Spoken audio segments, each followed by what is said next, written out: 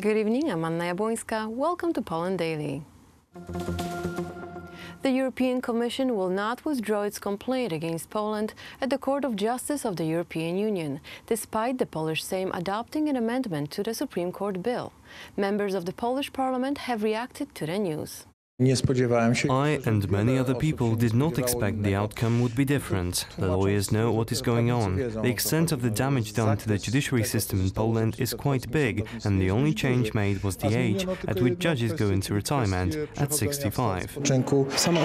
The complaint itself is very broad and lacks precision, meaning it does not spell out that the issue concerns the retirement age of who the Supreme Justice of Poland is. It's one great accusation about the rule of law in general, and that is hard to measure and hard to define. I suspect that the objections include other bills: the National Council of the Judiciary Bill, Common Court System Bill, District Attorney Bill. For me, it was clear from the start that the whole thing is not about the judiciary system reforms in Poland, but is a broader political game with a country which is trying to build its power on the international scene. This is an attempt to bring Poland to its knees, speaking informally, in other words, to bring Poland back to the situation it was in during the previous civic platform government. Witold Waszczykowski, the former Law and Justice Party foreign minister, states that the European Commission needs to explain the reasons why it does not change its stance, despite Poland's parliament making the required recent amendments to the Supreme Court bill. Waszczykowski expects those explanations to be made on December 11, 2018, during the hearing on Poland at the Council of the European Union. The former chairman of the Financial Supervision and Authority, Marek C., has been arrested for 2 months. The decision was taken by the court in Katowice, which agreed with the motion of the prosecution. Marek C. was charged with exceeding his power as chairman. However, the accused denies the allegations. According to the politicians of the ruling party, the arrest of the former chairman of the Financial Supervision Authority, known as KNF, is proof that state institutions are operating in full compliance with the standards. Ever since this case saw the light of day, all state authorities have been working on solving it. Let's refresh the timeline of events. After hearing about the case, the Prime Minister reacted quickly. This led to a swift dismissal of the former chairman of the KNF. The authorities managed to find a replacement who was later appointed to the office. Now the former chairman has been arrested. This shows that appropriate measures were taken to handle the issue. In the view of the opposition, the arrest of Marek C. does not close this case, as the KNF scandal has other threads that need to be clarified. The situation is rather messy. This arrest should have come 20 days earlier. It is obvious not just to the lawyers, but for anyone who is remotely familiar with the case, that when it comes to white-collar crime, when it comes to corruption, the documents, hard drive records are the most important. That is why the main suspect should have been isolated on November 7th or 8th, not the 27th. According to the Member of Parliament from the Kukiz 15 movement, Tomasz Rzymkowski, the case of the former KNF chairman is complicated and likely to entail a long-lasting legal process. I expect a trial that will be long and filled with various kinds of evidence. At the moment, a very harsh preventive measure in the form of a temporary 2-month arrest has been used against the former chairman of the KNF. The spokesperson for the prosecution claims the measure was taken in order to collect the evidence needed to direct the act of indictment to the court. The defense counsel of the former chairman of the KNF stated that there are no grounds to introduce a precautionary measure in the form of arrest and announced they will challenge this decision.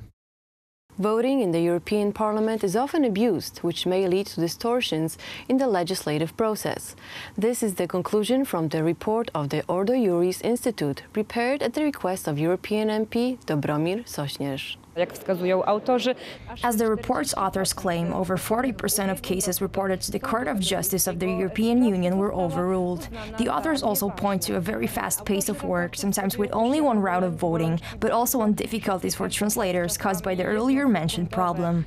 The main issues concerning the rule of law in the European Parliament are too many acts, too rapid voting, and instant amendments of the acts. We wanted to point out something that has been happening for quite a long time. I think that if many European voters know about it, then changes may be made. I believe in this. The thing is that we didn't know about the scale of this negligence before we started to write this report. We examined the whole of the last year from the period from October 2017 to October 2018. We found 57 cases of mistakes which were confirmed later on by the electronic voting system.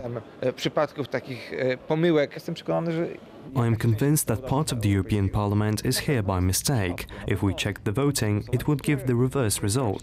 dałyby wynik odwrotny. Dlaczego europosłowie bronią Why are European members afraid of an electronic voting system? głosowania elektronicznego?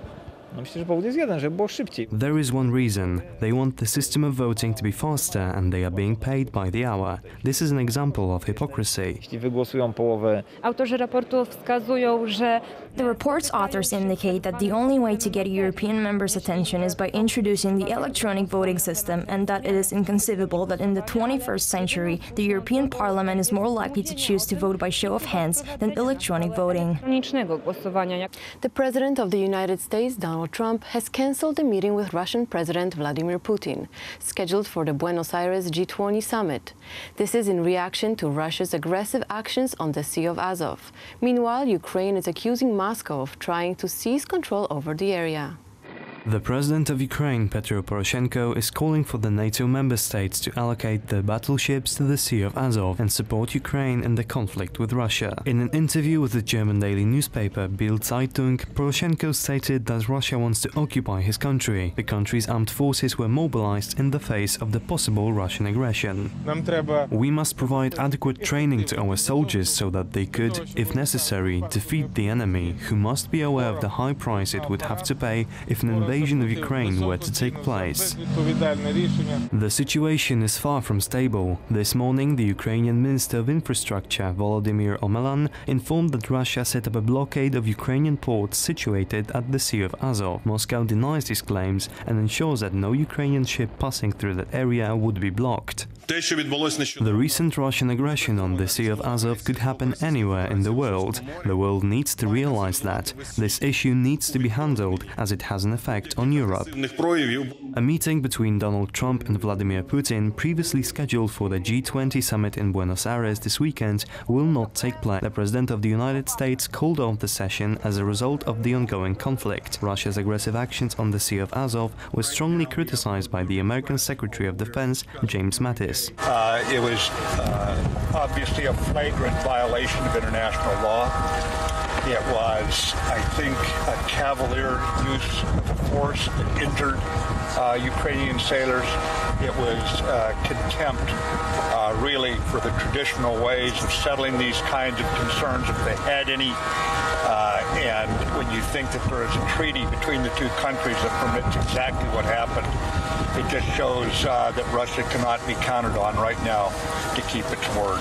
Russia claims that the incident that took place last Sunday at the Kerch Strait was a provocation by Ukraine, set up for the success of Petro Poroshenko in the upcoming presidential elections. The Ukrainian side views these allegations as preposterous. Thank you for watching Poland Daily. Coming up next, Poland Daily weather. Good night.